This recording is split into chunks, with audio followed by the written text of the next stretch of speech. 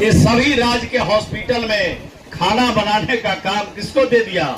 जीविका की दीदियों को दिया कि नहीं दिया? ये मिला है कि नहीं मिला? बेगूसराय में भी मिला और बिहार भर में मिला। जितना हॉस्पिटल है उसका सफाई का भी काम हम जीविका की दीदियों को देते। पहले कौन करता था? पहले ठेकेदार करता था। ठेकेदार बेगूसराय में पटना से आता था, बेगूसराय में दिल्ली का ठेकेदार काम करता था। अब ये गांव की हमारी दीदियां, उस इलाके की हमारी जीविका की समूह की दीदियां उसमें हॉस्पिटल में सफाई का भी काम करेगी और खाना भी बनाएगी और गरम गरम खाना हॉस्पिटल के रोगियों को भी और उनके साथ आने वाले लोगों को भी खिलाएगी। ये काम हम लोग किया। अभी ये मत्स्य, ये भी तालाब है। तालाब जितने हम राज्य भर में बना रहे हैं, सभी तालाब का देख रेख करने के लिए हम जीविका की दीदियों को दे रहे हैं।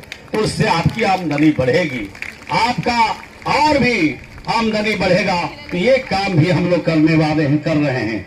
और जितना हमारा ब्लॉक है, राज्य में 534 ब्लॉक है, प्रखंड है, उस प्रखंड में सभी में कैंटीन खुल रहा है। आज भी एक कैंटीन का शुभारंभ यहाँ करा रहे हैं और पूरे राज्य में 534 ब्लॉक में कैंटीन खोलवा देंगे। जीविका की दीदियां वहाँ कैंटीन में काम करेगी, वहाँ पर आमदनी करेगी और उस कैंपस में बाहर का एक भी दुकानदार नहीं रहेगा। सिर्फ और सिर्फ जीविका की दीदियों का चाय भी, सिंघाड़ा भी, समोसा भी और जो भी सामान बेचना है वो वहाँ पर खरीदेंगे। हमारे ऑफिसर सब जीविका की दीदियों से ही लेने का काम करेंगे। तो आप सोच लीजिए कितना काम कर रहे हैं। अभी एक काम और अभी शुरू किया है। अभी हमारे जो आंगनबाड़ी के बच्चे हैं उनके कपड़े का भी सिलाई जीविका की दीदियों के हाथ में दे रहे हैं। हर ब्लॉक में हमने कहा है अधिकारियों को कि एक बड़ा सेंटर 100 का यानी 100 मशीन का एक सेंटर, ट्रेनिंग सेंटर बनाओ और वहां पर ट्रेनिंग भी होगी और कपड़े की सिलाई भी होगी।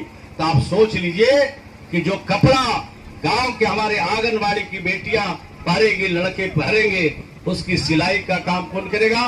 तो गांव की जीविका की दीदियों को। यानी बाहर का कोई कंपनी का आदमी आके उसका काम नहीं देखेगा। ये जीविका की हमारे हुनरमंद दीदियां है, वो उसमें काम करेगी। अभी शिक्षा मंत्री से वापस आ रहे थे, इसलिए सरकार, इसलिए दीदी पहली गांव में स्कूल 1